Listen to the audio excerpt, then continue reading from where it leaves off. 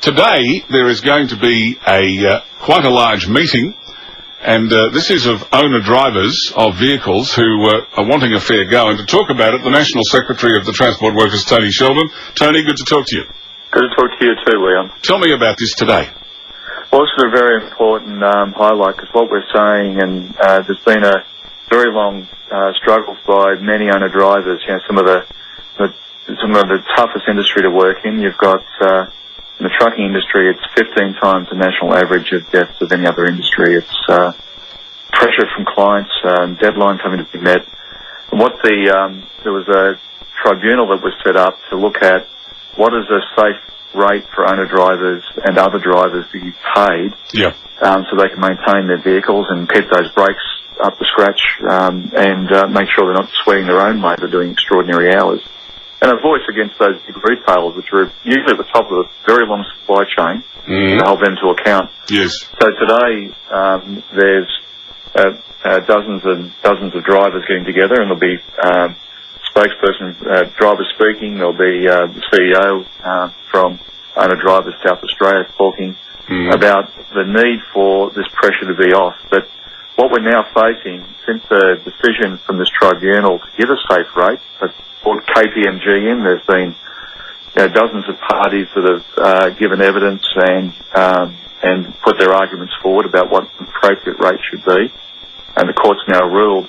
What we're now finding is that clients and big retailers are pressuring transport companies, and transport companies aren't standing up to them. They're saying, if we don't have to pay a safe rate, a rate that makes our roads safer, a rate that deals with these 330 deaths a year, that they're going to put owner-drivers off and find somebody else to do the work. And what we've found, before this rate even came in, of course, we've seen some terrific examples of exploited visa holders being used thrown into trucks without experience, without knowledge, and of course being ripped off to try to meet some of these needs and these client demands. So I think your listeners may have come across, well, I'm sure you saw this on the airwaves as well, and it's sort of two visa holders from a well-known South Australian transport company, Scott's, were driving a vehicle illegally, but also driving a V-double, which is a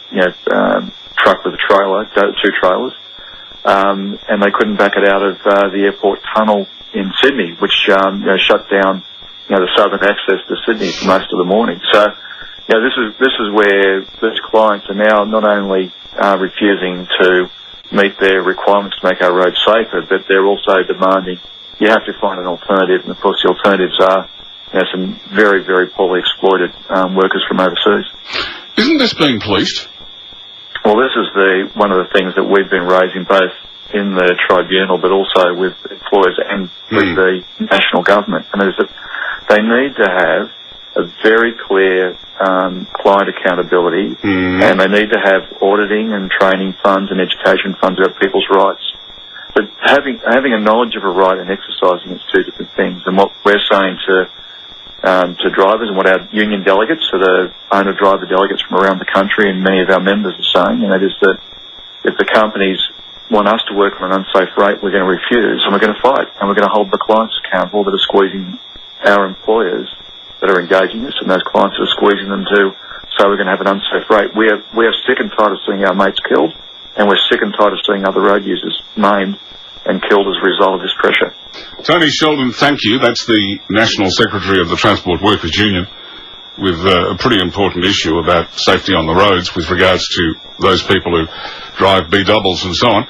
Amazing to think that, isn't it? Because when you think about it, B-doubles on the road, and we have a lot of truckies, Kate and others who call in, and they do a lot of delivering and stuff, and there are thousands of these people, and they will tell you that on the road itself, police will pull them over, check their logbook and so on, but apparently there's a bit of a loophole in the system where the people themselves driving, in some cases, may not be entitled to do so.